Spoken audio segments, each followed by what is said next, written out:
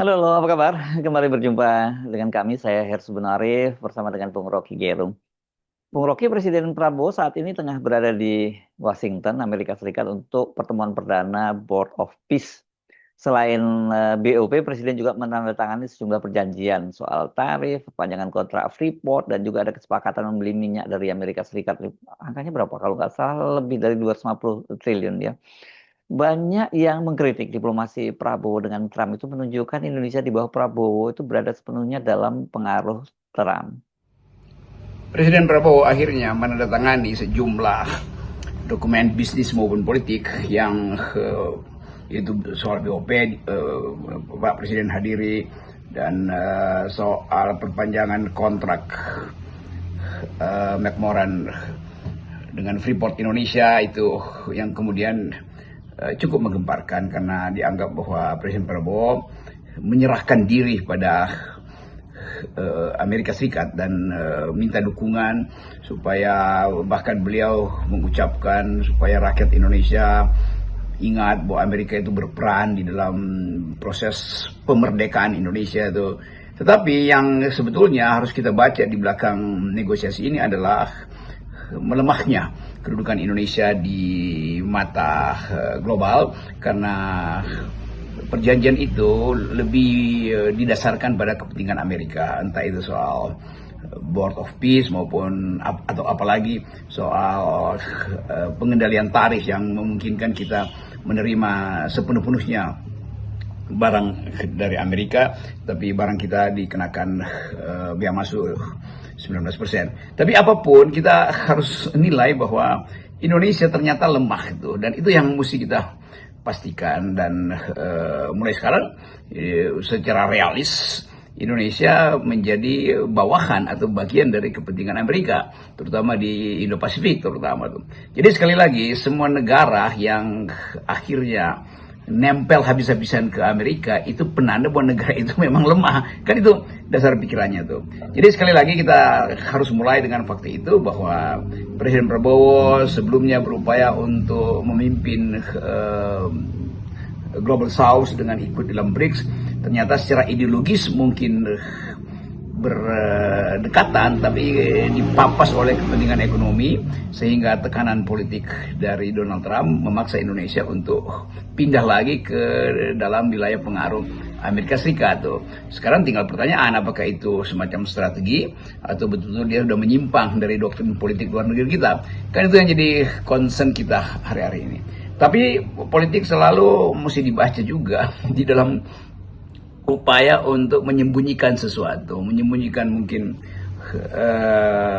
secara diplomasi kita menganggap Presiden Prabowo ingin cari keseimbangan, karena itu dia harus hadir di berbagai fora perjanjian internasional, entah itu dengan negara-negara sosialis dan negara atau dengan Amerika yang kapitalistik. Tapi kita mau lihat bagaimana publik Indonesia menilai bahwa Presiden Prabowo sebetulnya lemah di dalam perundingan itu. Jadi itu yang mesti kita pastikan tuh, bahwa impact-nya akan terlihat nanti misalnya di dalam percaturan politik untuk menyelesaikan Palestina, atau impact-nya akan terlihat di dalam upaya Amerika untuk minta berbagai konsesi di industri ekstraktif Indonesia. Itu semua yang kita akan lihat dalam 1 semester ke depan. Nah, dari langkah Prabowo di Board of Peace dan juga sejumlah kesepakatan dengan Trump, kita bisa membaca dan menganalisis bagaimana politik Indonesia di dunia internasional, khususnya dengan Amerika Serikat. Tapi negara-negara lain juga pasti bisa itu menjadikan sebagai indikator bagaimana sih daya tawar Indonesia itu di mata internasional gitu. Ya benar, Saudara Hersu, kita coba mengevaluasi sebetulnya arah politik luar negeri kita tuh. Kalau dari awal misalnya Presiden Prabowo mengucapkan kepentingan nasional mendahului transaksi diplomasi internasional, tentu kita mesti lihat akibatnya. Akibat pertama, harusnya Presiden Prabowo menolak ikut dalam Board of Peace.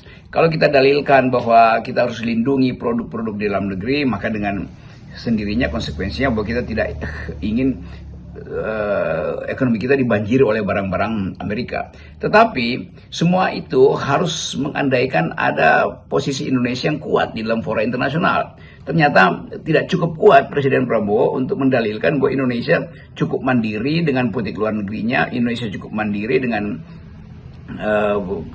kebutuhan ekonominya, dan itu yang terbaca justru oleh publik internasional bahwa Indonesia tidak kuat.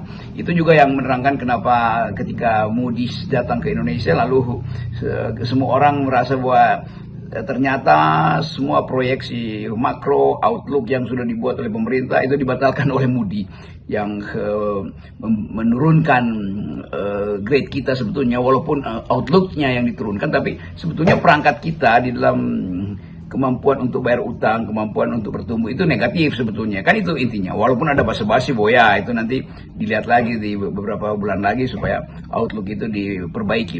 Tetapi sekali lagi kita sudah ada di dalam suatu posisi bahwa ini negeri harus tahu diri bahwa kita tidak cukup kuat untuk membanggakan bahwa seperti Presiden menganggap bahwa ya kita punya indeks kebahagiaan yang tinggi, iya, tetapi faktanya penilaian internasional menunjukkan bahwa kita negara yang tidak mampu berkembang secara rasional gitu. Saya sebut secara rasional aja karena banyak irasionalitas yang disebabkan oleh kebijakan pemerintah sendiri itu. Nah, kita mau coba mengintip sebetulnya kondisi ini akan sampai kapan tuh. Kalau kepercayaan asing itu terus melemah dan kemampuan kita untuk menangani isu-isu sensitif di dalam negeri, soal MBG misalnya, itu tidak bisa dicapai, maka yang saya dalilkan sebagai crossfire atau radical break itu bisa terjadi dalam 1-2 bulan ini. Yang saya memang menduga bulan Februari, tetapi mungkin karena ada tradisi Ramadan, sedang berpuasa, tetapi faktor-faktor sosiologi itu nggak mungkin ditahan, itu masalahnya tuh. Jadi kita coba bayangkan setelah Lebaran, lalu uang habis, lalu mulai masuk sekolah, akan ada biaya lagi, sementara kepercayaan asing kita turun, dan faktor-faktor global politik yang diakibatkan oleh kekoboyan dari Presiden Donald Trump mulai dianggap sebagai merusak moral global. Semua itu akan berimplikasi pada stabilitas politik di dalam negeri. Kalau kita baca data makroekonomi ini dari sejumlah lembaga pemeringkat dan sebagainya begitu, yang menurunkan status Indonesia, maupun penilaian sejumlah lembaga terhadap persepsi korupsi dan juga demokrasi kita yang terus menurun, sesungguhnya data tentang Indonesia itu secara transparan itu bisa dibaca oleh komunitas internasional, dan itu sangat bertentangan dengan narasi yang sering disampaikan dalam berbagai pidato dari Presiden Prabowo Subianto. Jadi data yang dibaca dan sering dipamerkan oleh Presiden Prabowo itu tentang berbagai keberhasilan Indonesia itu data dari mana? Ya, Bung Harto, itu memang itu pertanyaan intinya. Mengapa kepercayaan internasional itu drop terus selama hampir atau menjelang 2 tahun Presiden Prabowo? Kan kita mau nilai sebetulnya apakah data-data kita itu, data korupsi, data indeks demokrasi, terutama data-data makroekonomi itu yang diproduksi oleh BPS itu tidak dipercaya oleh sistem internasional. Kan itu dasarnya. Sehingga kita mesti coba mengerti kalau semua data itu diragukan oleh para pemeringkat ekonomi atau pemeringkat politik dan demokrasi atau human rights dunia, itu tidak mempercayai data kita, itu artinya ada problem dengan sistem pendataan kita tuh. Ada problem dengan mereka yang ada di birokrasi BPS yang mungkin sekali sekedar ingin pamerkan bahwa Presiden Prabowo hanya ingin mendengar semacam sukses. Padahal statistik itu adalah kejujuran untuk membuat kebijakan. Jadi kita mau coba melihat bagaimana Presiden Prabowo memeriksa kembali data-data yang disodorkan ke dia yang seringkali asal Bapak senang, kan itu intinya kan. Data pertumbuhan, data kemiskinan, basisnya apa? Orang miskin tuh ada di mana tuh? Kenapa nggak bisa dikejar detailnya? Kampung mana, alamat mana, dan berapa sisa uangnya yang kan garis batas kemiskinan 600.000 atau 20.000 per hari. Kan kita bisa tahu tuh minggu pertama dia masih ada uang apa enggak. Kan sistem itu mesti ada dong. Kementerian Sosial atau kepala desa lapor kan. Jadi itu yang saya maksud, bahwa kita nggak punya sistem data yang betul-betul otentik.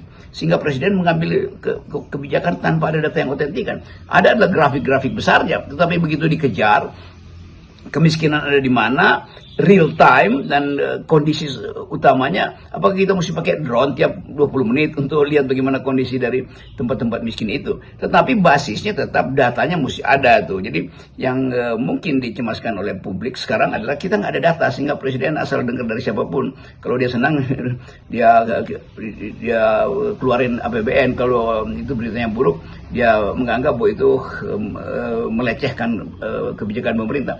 Jadi kalau datanya tertata, tidak ada kesulitan kita untuk memastikan bahwa presiden akan mengambil kebijakan berdasarkan basis data yang reliable, basis data yang teruji itu. Ini semua hal yang mulai kita ragukan bahwa presiden sebetulnya hari-hari ini hanya membuat kebijakan berdasarkan data, sebetulnya data palsu bahkan, atau data yang direkayasa yang disodorkan oleh pembantu-pembantunya. Saya kira itu yang mesti diperbaiki, dan kalau itu bisa kita lakukan, ada transparansi kan.